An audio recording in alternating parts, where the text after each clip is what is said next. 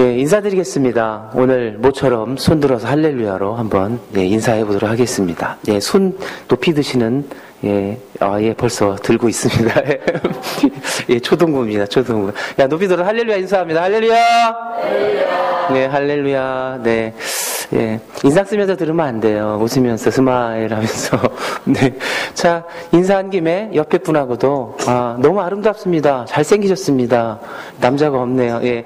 네, 너무 아름답습니다. 인사하겠습니다. 시작. 아름답습니다. 감사합니다. 예. 저한테도 너무 멋있습니다. 한번 해주세요. 네, 더 멋있으세요. 네. 네, 오늘 저는 말씀 이렇게 준비하면서, 저는 오늘 문제와 싸워 이기는 신앙이라고 한 주 전에 말씀 묵상하면서 이렇게 준비했는데요. 나의 문제가 무엇일까 생각을 해봤어요. 문제는 다 많죠. 이런 조그만 문제에서부터 커다란 문제들이 많은 것 같아요. 그런데, 스스로 해결할 수 없는 문제가 있죠.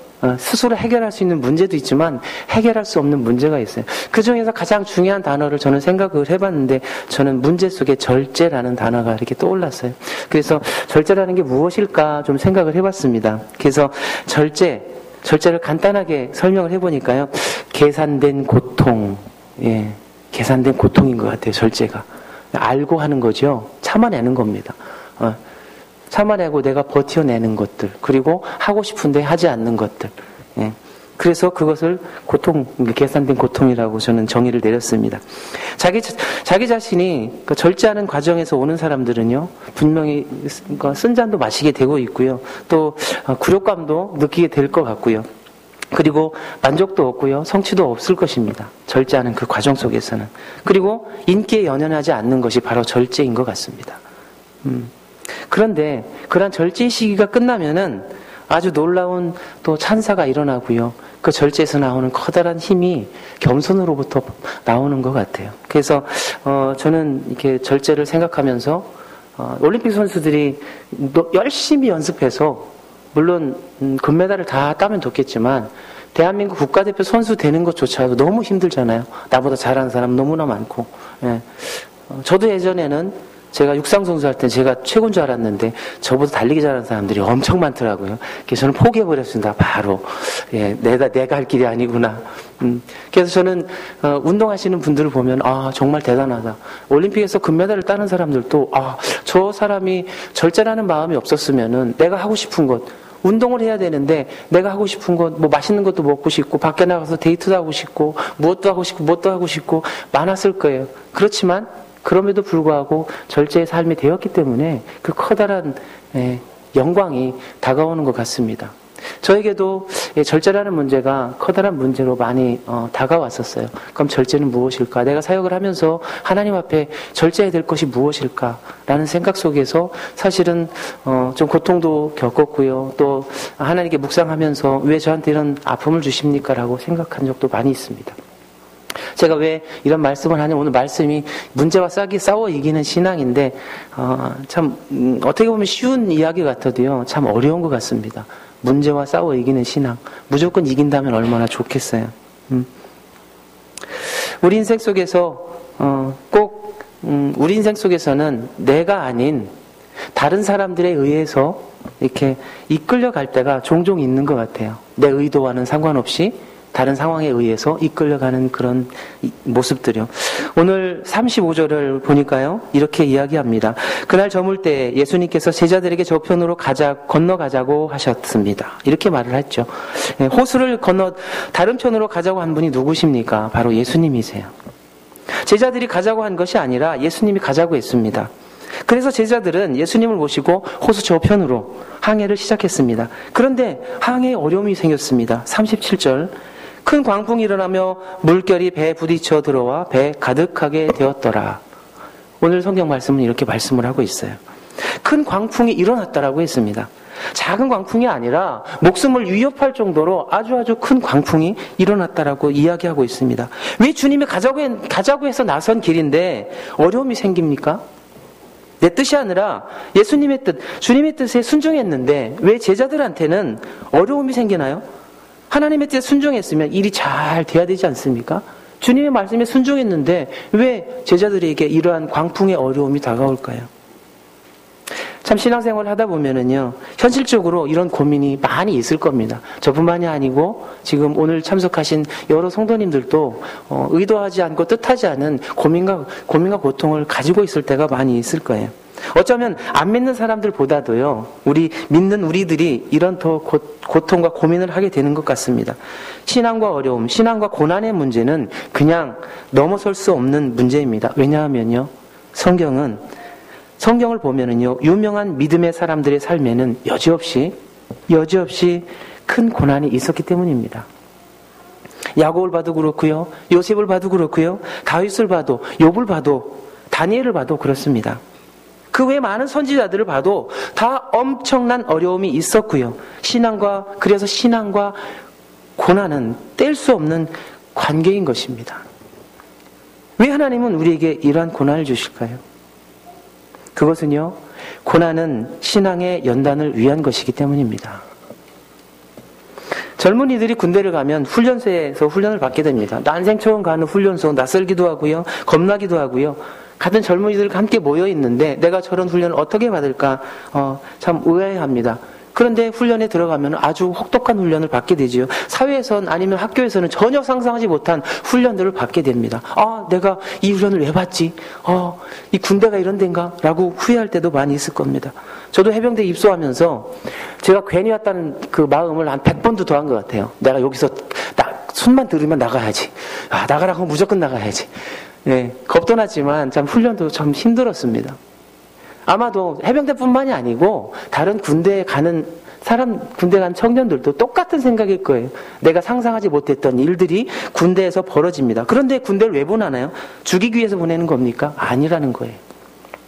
그런 훈련을 받아놔야 위험한 상황에서 처해 있을 때 위기 극복할 수 있는 그 극복력을 할 수 있고요. 또 전쟁터에서 아무런 훈련을 받지 않고 총을 주고 쏘라고 하면 쏘겠습니까? 그 훈련이 필요하고요. 극한 상황에서 참아낼 수 있는 훈련이 꼭 필요하다는 것입니다. 요즘은 일반인들이, 아까 제가 해병대 이야기를 했는데, 그 해병대 입소하러 가는 분들이 많아요. 재밌어서 갈까요? 아닙니다. 재밌어서 절대 안 갑니다. 올림픽을 앞두고 또 국가대표 선수들이 훈련 가서 해병대에 들어가 훈련 받는 모습도 볼 수 있고요. 또 학생들도 조금 있으면 방학이죠. 했나요? 네. 방학 때 되면은 초등학생들도 해병대 극기훈련을 많이 보냅니다. 극기훈련 누구나 다 갈 수 있지 않아요. 그것도 커트입니다. 못 가요. 경쟁률입니다. 극기훈련 받으러 가는 것도. 왜 그렇게 어렵게 훈련을 보낼까요? 맞습니다. 이 세상에서 살아갈 때 어려움과 고통이 있지만 이 고난, 극기훈련을 통해서 네가 조금이나마 어려움을 참아낼 수 있는 능력을 배양해라라고 생각하는 것이겠죠. 부모의 마음들은 똑같은 것 같아요. 고생하러 보내는데 왜 보내겠어요? 힘들고 어려운데. 그렇지만 자녀들을 올바르게 성장시키기 위해서 그 고통 속에서도 보내는 것이 그게 부모의 마음이고, 또 하나님께서 우리에게 고통 주시는 이유도 우리가 너희가 고통을 참아냈으면은 내가 영광을 너희에게 주겠다라고 하나님께서 사인하시는 그런 이야기가 아닐까요? 우리는 훈련을 통해서 강해지는 것입니다. 우리는 하나님께서 주신 고난을 통해서, 연단을 통해서 강해지는 거고요. 그 속에서 우리가 더 기도하게 되는 거고요. 그 속에서 우리가 하나님을 더 가까이 갈 수 있고 하나님의 음성을 들을 수 있는 은혜가 생긴다는 것입니다. 하나님 우리에게 고난과 고통을 주실 때는 분명한 이유가 있습니다. 우리를 망가뜨리기 위해서 어려움을 주시는 것이 아니라 더 강한 믿음으로, 강한 믿음의 사람으로 만들기 위해서 고통을 주시는 것입니다. 오늘 본문을 보면은요, 제자들이 호수를 건너가는데 큰 광풍이 불어닥칩니다. 바람이 미친 듯이 불어오면서 파도를 만들어냈고요. 그 파도가 제자들을 탄 배로 향하여 몰려오고 있습니다. 본문은요, 바닷물이 이미 배에 가득했다라고 말씀하고 있어요. 배가 가라앉기 일보 직전입니다. 만약 한 바가지 정도의 물이 뱃속에 더 가득 찼을 때는 마치 배가 침몰할지도 모르는 그런 위기 상황에 다가와 있습니다. 그들이 감당하기에는 너무나 큰 어려움이 지금 현실에 다가와 있었다는 거예요. 우리도 그럴 때가 있지 않습니까? 파도가 계속 밀려옵니다. 어려움들이 계속 우리의 삶 속에서 밀려옵니다. 이 어려움을 넘기면 또 어려움이 밀려오고 또 밀려오고, 그러다 보면 사람이 지치게 되어 있어요. 자꾸 어렵기 시작하면 지치게 되어 있잖아요.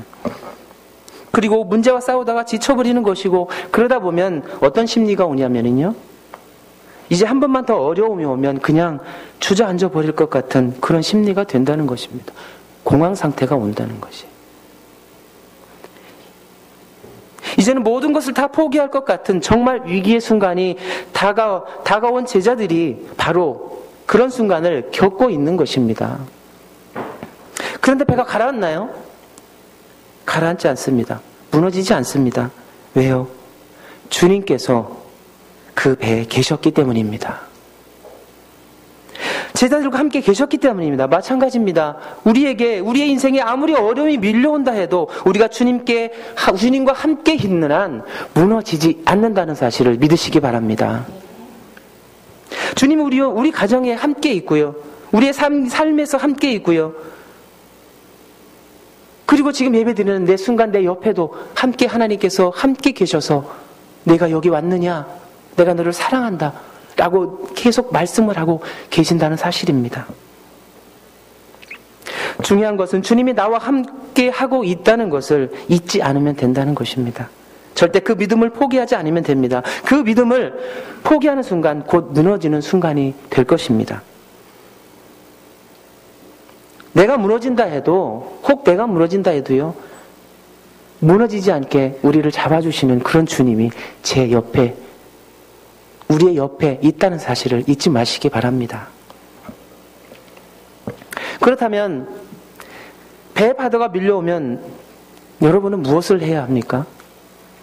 바닷물이 배에 차지 않도록 아주 열심히 퍼내야 됩니다.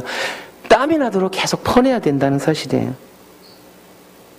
빌립보서 4장 6절로 7절 말씀은 이렇게 이야기하고 있습니다.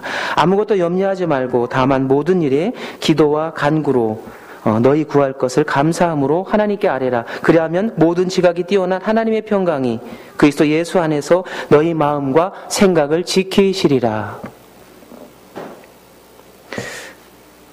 파도 이야기하니까 제가 얼마 전에 2주 전에 수해를 당했어요. 수해를 당했는데 갑자기 새벽 1시 반에 자다가 이렇게 문 지방이라고 그러죠. 저는 충청도라 지방이라고 하는데 한 문에서 꾸르륵 소리가 나더니 이게 무슨 소리지? 이게 쳐다봤는데 물이 들어오기 시작하는데요. 이건 광풍도 아닌 것 같아요. 무슨 쓰나미가 밀려오듯이 물이 집 안으로 밀려오기 시작하는데 순식간에 그냥 물이 한 무릎까지 차가지고요. 뭐 다른 거 꺼낼 겨를도 없었습니다. 이 중요한 제 지갑과 차키하고 성경책하고 막 이렇게 딱 잡고 있었던 내 모습을 보니까 아무튼 그렇게 있더라고요. 이게 다 잠겨 버렸었어요. 오늘 준비하다 보니까 제가 수재민이었어요. 수재민. 그래서 물이 참 무섭더라고요. 물이 그렇게 급하게 역시 자, 그래서 오늘 이 제자들이 오늘 보니까 얼마나 겁이 났을까. 배를 타고 가는데 갑자기 물이 쳐들어오기 광풍이 일어나고 바닷물이 배에 들어오기 시작하는데 얼마나 무서웠을까요? 예수님도 옆에 계셨는데 왜 무서웠을까요? 오늘 본문은 빌립보서 4장 6절 7절 아무것도 염려하지 말라라고 이야기하고 있죠.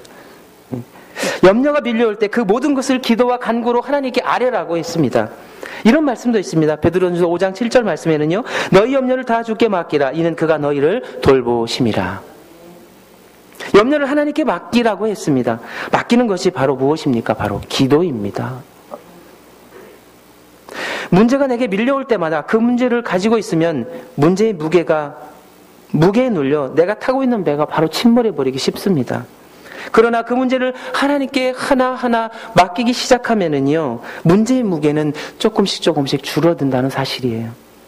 그리고 그 배는, 물이 들어왔던 그 배는요, 가벼워지고 가라앉지 않는다는 것입니다.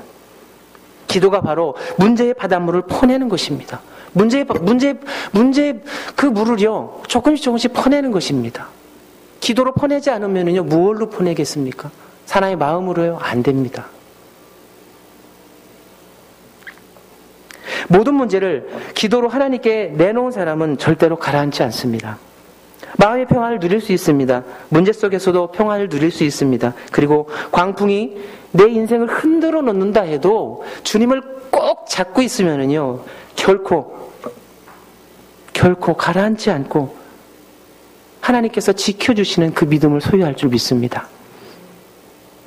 그래서 문제가 밀려오면은요, 예수님이 우리와 함께 계신다고 기도로 간구하면은요, 우리에겐 배짱이 생깁니다. 문제는 우리의 믿음을 더 강하게 하기 위해서 주시는 하나님의 섭리인 줄 믿습니다. 문제로 인해서 침몰하지 말고 더 강한 믿음을 소유하시기 바랍니다. 두 번째로, 문제는요, 하나님을 체험하게 합니다. 질문 하나 드릴까요? 신앙은 언제 자랄 것 같습니까? 우리가 신앙 잘하는 것은 그냥 내비둬도 잘 자라요. 뭐 그렇게 그냥 알아서 자라요. 사실 정상적으로 예배를 잘 드리고 늘 기도하고 말씀을 묵상하고 살다 보면은 신앙은 조금씩 자라나는 것은 사실이에요. 꾸준하게 성장합니다. 그런데 문제는요, 뭐냐면은 그렇게 평안하게 신앙생활을 하다 보면 대부분 타성에 빠지게 된다는 것입니다. 신앙이 습관화된다는 것이에요. 습관화되는 신앙, 그것이 더 위험하다는 것이에요. 그런데 우리의 신앙의 타성을 깨트려야 됩니다. 살아있는 역동적인 신앙이 되어야 합니다. 뜨거운 신앙이 되어야 한다는 것입니다. 그리고 성장하는 신앙이 되어야 합니다. 그런데 그런 타성을 깨트리고 뜨겁고 역동적인 신앙, 성장하는 신앙이 어떻게 될 수 있을까요? 바로 하나님을 체험해야 됩니다. 체험적인 신앙이 되어야 합니다. 예수님을 오래 믿어도 신앙이 성장하지 않는 이유는 체험이 없기 때문입니다. 교회를 오래오래 다녀도요, 신앙의 뜨거움이 없고 미적지근하게 다니는 가장 중요한 이유는 하나님을 체험하지 못하기 때문입니다. 성경이 말하는 하나님은 어떤 분이십니까? 너무나 크신 분이고요, 너무나 능력이 많으신 분이고요, 말씀으로 세상을 만드셨고요, 그리고 그에게는 불가능이 없습니다. 모든 것을 다 할 수 있습니다. 그분은 홍해를 가를 수도 있고요, 여리고를 무너뜨릴 수도 있고, 해를 멈추게 할 수도 있고, 하늘에서 만나를 내릴 수 있게도 하고요, 죽은 자를 살릴 수 있는 분이십니다. 그래서 성경을 보면 기적 이야기가 많이 나오는 것입니다. 우리가 믿는 하나님이 바로 그런 하나님이십니다. 그런데 우리에게 체험이 없다면 그게 내게 어떤 커다란 내게 별 의미가 없을 것입니다. 아마 딴 나라 이야기인 것으로 생각될 것입니다. 뜬구름 잡는 이야기라는 것이에요. 위대한 하나님이 현실감 있게 내게 다가오기 위해서는 필요한 것이 바로 체험입니다. 체험을 하게 되면 하나님의 위대하심이 바로 느껴집니다. 절절하게 느껴지고요, 그러면서 믿음이 강해지고 뜨거워집니다. 신앙은 반드시 체험이 있어야 됩니다. 그렇다면 언제 하나님을 체험하게 됩니까? 바로 오늘 본문의 상황 같은 상황에서 체험하게 됩니다. 광풍 밀려오고 나를 집어삼키려고 하고 내가 노력하지만 도저히 감당할 수 없는 그런 큰 상황과 어려움을 만날 때 사람들은 하나님을 체험하게 됩니다. 배를 타고 호수를 건넌다 해도 항상 풍랑을 만나는 것은 아닙니다. 고요하고 평안할 때가 많습니다. 마찬가지로 우리 인생이 평안할 때는 하나님을 찾지 않습니다. 절절하게 찾지 않다는 것이에요. 큰 풍랑을 만나서 어떻게 할 수 없을 때 하나님을 부여잡고 눈물 뿌려 기도하는 그런 모습을 많이 볼 수가 있습니다. 그런데 그것도 사실은 처음부터 그렇게 하지 않습니다. 신앙의 연단과 훈련을 받으면서 그런 신앙이 된다는 것이에요. 지금 우리에게 문제가 생기면 그 문제를 어떻게 접근하겠습니까? 기도할까요? 아닙니다. 우리는 문제가 생기면은요, 먼저 기도보다는 끝까지 자신의 힘으로 해결하려고 합니다. 내 방법과 내 힘으로, 내 뜻으로 먼저 해결하려고 합니다. 믿음이 좋은 사람이든 약한 사람이든 차이가 별로 없는 것 같습니다. 인간은 그렇습니다. 안 보이는 신을 의지하기보다는 자기 힘으로 하는 것을 더 좋아하고 더 행동을 하게 되어 있다는 것이. 제자들 한번 보시기 바랍니다. 풍랑이 오니까 어떻게 합니까? 자신들의 경험으로, 오늘 말씀 속에 자신들의 경험으로 해결을 하려고 합니다. 그들의 직업이 무엇입니까? 갈릴리 호수의 어부들입니다. 평생 그곳에서 살던 사람입니다. 바다에서 산전수전 다 겪은 사람이에요. 그동안 풍랑을 안 겪었습니까? 많이 겪었을 것입니다. 그걸 이기고 지금까지 살아왔습니다. 그러니 이번 풍랑도 오니까 이전에 해왔던 그런 시스템이 작동하게 된 것이에요. 물을 푸기 시작한 거죠. 자기 경험으로 해결하려고 하고 있습니다. 베드로와 제자들이 주님을 안 믿는 사람들이 아니지 않습니까? 믿는 사람들입니다. 그런데 풍랑이 오니까 누구를 찾습니까? 주님을 찾고 있다는 것이에요. 처음에는 안 찾았습니다. 그런데 하나님 찾기보다 자기 힘으로 먼저 해결하려고 했던 제자들의 모습을 볼 수가 있지 않습니까? 예수를 믿어도 하나님을 찾지 않는 사람들은 신앙적 무신론자들입니다. 신앙은 있는데 실제로는 무신론자들처럼 살아가는 모습이에요. 문제가 있어도 하나님을 의지하거나 찾지 않고 자신들의 방법으로 해결하려고 하는 사람들이 바로 신앙적 무신론자들인 것입니다. 많은 신앙인들이 그렇게 살고 있습니다. 왜 그럴까요? 지식의 신앙이 생활의 신앙으로 연결되어 있지 않기 때문입니다. 그런 분들은 들어서는 다 알고 있습니다. 들어서는 다 이해가 돼요. 말로서는 다 이해가 됩니다. 다 아는 이야기입니다. 그런데 그 이론이 현장에 적용되지 않는 것입니다. 그러니 능력이 있겠습니까? 어떤 능력이 나오겠어요? 머리로만 아는 신앙이 바로 우리 생활과 연결되어져야 된다는 것이에요. 오늘 제자들은 큰 문제를 만났습니다. 그런데 그 배 안에서 문제를 해결할 수 있는 하나님이 함께 계셨습니다. 그런데도 제자들은 문제만 보이지 그 예수님이 보이지 않는 것이에요. 예수님이 바로 옆에 계신데도 무시하고 있었다는 것입니다. 우리가 그런 일을 하고 있지 않습니까? 예수님을 믿으면서 문제를 만나면 예수님을 제일 먼저 찾지 않습니다. 내 방법으로 열심히 해결하려고 몸부림치고 있어요. 해도 안 되니까 마지막에 찾는 것이 바로 주님 내가 여기 있습니다. 내 기도를 들어주옵소서라고 찾는 모습들, 우리의 현재 저와 여러분들의 모습이 아닌가요? 마가복음 4장 38절은 이렇게 말씀하고 있습니다. 같이 한번 읽어보겠습니다. 예수께서는 고문에서 베개를 베고 주무시더니 제자들이 깨우며 이르되 선생님이여 우리가 죽게 된 것을 돌보지 아니하시니까 하니, 자신들의 힘으로 해보다가 안 되니까 주무시고 있는 예수님을 깨웠습니다. 주님을 흔들어서 깨우는 것이 무엇일까요? 바로 무엇입니까? 기도라는 것이에요. 자고 있는 주님을 우리가 깨워야 됩니다. 우리가 세상을 살아갈 때 내 모습으로, 내 생각으로, 내 행동으로 다 해결할 것 같지만요, 절대 안 그렇습니다. 큰 문제든 조그만 문제든 제일 먼저 우선순위가 무엇입니까? 주님께 문제를 아뢰는 것입니다. 하나님께 문제를 아뢰 때 지혜를 주시고요, 해결할 수 있는 방법을 주시고요, 또 더욱더 겸손한 마음을 여러분께 주실 줄 믿습니다.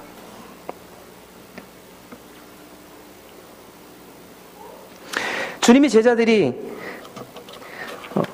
탄 배에 처음부터 함께 계셨던 것처럼 주님은 지금도 우리와 늘 함께 계십니다. 함께 계실 뿐 아니라 어려움을 당하고 계실 때 그 어려움을 돕기를 원하십니다. 그런데 우리가 주님을 찾지 않습니다. 도움도 요청하지 않습니다. 그러니 주님은 할 일이 없는 것이죠. 그러니 주님이 주무시고 있는 것이 아니겠습니까? 뭐 꼭 그래서 주무시고 있다는 것은 아닙니다. 성경은 구하라, 찾으라, 늘 두드리라고 말합니다. 그럴 때 얻게 된다고 말씀을 하고 있습니다. 하나님을 만나게 된다고 말씀을 하고 있습니다. 기도는 예수님을 찾는 것입니다. 기도로 예수님을, 옆에 계신 예수님을 깨워서 나와 함께 그 기도 소리를 하나님 들어주시옵소서라고 간구하는 저와 여러분 되시길 소망합니다. 기도하면은요, 변화가 일어납니다. 제자들이 기도할 때 주님은 일어나셔서 바람과 바다를 잠잠하게 하셨습니다. 미친 듯이 불던 바람이 잠잠해졌습니다.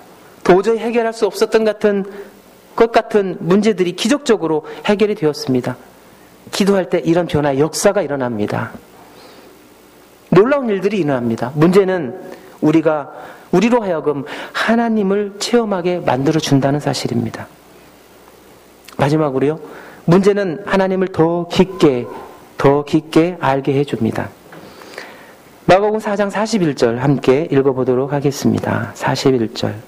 그들이 심히 두려워하여 서로 말하되 그가 누구이기에 바람과 바다도 순종하는가 하였더라. 폭풍을 잠잠하게 만든 예수님을 본 제자들이 반응이 무엇입니까? 심히 두려워했다라고 말씀을 하고 있어요. 예수님의 능력에 대해서 충격을 받은 것입니다. 그리고 그들의 마음에 이런 질문이 생겼습니다. 이분이 도대체 누구시길래? 이분이 도대체 어떤 분일까? 바람과 바다까지도 순종하는 이분이 누구실까? 라고 의문이 생겼던 것이에요. 그렇다면 제자들이 기적을 처음 보았을까요? 아닙니다. 이미 많이 보았습니다. 귀신을 통치하시고 나병 환자, 중풍병자를 고치는 모습, 그리고 수많은 기적을 보이는 모습을 바로 옆에서 지켜본 제자들이에요. 그런데 제자들은 주님을 자연까지 다스린다고는 생각하지 못했다는 것이. 그래서 주님의 신분에 대해서 도대체 어떤 분일까라는 의문을 가지게 됩니다. 저는 제자들이 이 풍랑 사건을 통해서 믿음의 지평이 훨씬 넓어졌다고 생각을 합니다. 우리가 하나님을 안다고 하지만 사실은 얼마나 알까요? 내가 경험하는 만큼, 그리고 내가 상상하는 정도에서 끝나는 것이 아닐까요? 그러나 하나님은 그보다 더 훨씬 큰 분이세요. 우리가 상상하고 생각하는 것보다 훨씬 넓고 훨씬 깊고 훨씬 그 사랑이 넓으신 분이십니다. 욥은 이런 고백을 합니다. 욥기 42장 5절 6절에 내가 죽게 대하여 귀로 듣기만 하였사오나 이제는 눈으로 주를 배움나이다. 그러므로 내가 스스로 거두어드리고 티끌과 재 가운데서 회개하나이다. 너무나 믿음이 좋았던 욥조차도 하나님에 대해서 너무나 몰랐던 것입니다. 여러분, 큰 문제는요, 우리로 하여금 더 큰 하나님을 경험하게 만듭니다. 그래서 우리의 믿음이 커집니다. 문제가 크다는 것은 더 큰 하나님을 알게 하시는 하나님의 섭리입니다. 홍해가 엄청난 문제였지만 그 문제 때문에 홍해가 갈라지는 기적을 경험했고요. 여리고가 견고했지만 그 견고한 문제 때문에 여리고가 무너지는 기적을 경험했습니다. 문제는 하나님을 더 깊고 더 하나님을 더 알아갈 수 있는 그런 경험이 필요한 것입니다. 그래서 우리의 믿음이 하나님 앞에서, 예수님 앞에서 더 견고하게 서가는 믿음이 되어야 되는 줄 믿습니다. 말씀을 맺을까 합니다. 우리 앞에 큰 어려움이 있습니까? 여러분 앞에 해결해야 될 큰 어려움들이 있어요. 어려움이 없는 사람이 어디 있겠습니까? 누구나 다 어려움은 산적해 있습니다. 세상에 행복만 있겠습니까? 아닙니다. 남들이 알지 못하는 고민과 고통이 있어요. 자녀들에 대한 고통, 또 남편에 대한 고통, 아내에 대한 고통, 그리고 우리 어머니, 아버지, 친척들에 대한 고통, 그리고 다 이 믿음에 대한 고통들, 문제들, 그 문제들이 이야기는 안 했지만 하나님 앞에 다 내려놓기 바랍니다. 내려놓으면은요, 하나님께서 분명히 그 기도 소리 들어주실 겁니다. 우리가 내려놓기가 어려워서 그렇지요. 하나님께 내려놓는 여러분 되시길 소망합니다. 주님은 제자들에게 책망을 하십니다. 이에 제자들에게 이르시되 어찌하여 이렇게 무서워하느냐, 너희가 어찌하여 믿음이 없느냐 라고 책망을 하세요. 주님은 우리에게 기대하는 것이 무엇입니까? 아무리 큰 어려움이 다가와도 두려워하기보다는 주님을 신뢰하는 것입니다. 광풍은 우리의 믿음이 더 강해지게 하고요, 하나님을 체험하게 만들고 더 깊이 하나님을 알도록 하는 하나님의 특별한 섭리가 기다리고 있다는 것입니다. 아무리 큰 어려움이 와도 주님과 함께 한다면 절대 망하지 않습니다. 광풍을 통해서 우리가 이 믿음을 배워야 하고요, 그리고 이 경험들을 축적해야 됩니다. 그리고 하나님이 주신 그 커다란 사랑이 무엇인지 내 가슴으로 절절하게 느낄 때 하나님께서 우리에게 기쁨과 충만과 은혜를 주시는 줄 믿습니다. 아무리 우리 고통이 힘들고 어려울지라도요, 내가 생각하는 내 계산의 방식으로 해결하려고 하지 말고요, 하나님께 와서 무릎 꿇으십시오. 하나님께 와서 내 아픔을, 내 고통을 내려놓길 바랍니다. 그러면 주님이 여러분을 꼭 도와주실 것입니다. 아무리 큰 어려움이 와도 주님이 함께 하신다면 절대 망하지 않습니다. 광풍을 통해서 우리는 이 믿음을 배워야 합니다. 그리고 이 경험들이 축적되어야 합니다. 그러면 믿음의 해창이 생기고요, 어떤 어려움이 와도 담대해집니다. 기억하시기 바랍니다. 모든 것이 주님의 손에 달려있고요, 광풍도 통제하시고 죽고 사는 것, 흑마하고 망하는 것, 모든 것 주님이 알고 계시고 계획하고 계시고 사랑하는 여러분들을 위해 지금도 이루어 가시는 그 사실을 꼭 기억하시기 바랍니다. 하나님께서는 여러분을 사랑하십니다. 그런 사랑을 믿고 하나님 앞에서 겸손하게 주님 앞에 늘 기도하는 저와 여러분 되시기를 주님의 이름으로 간절히 소망드립니다.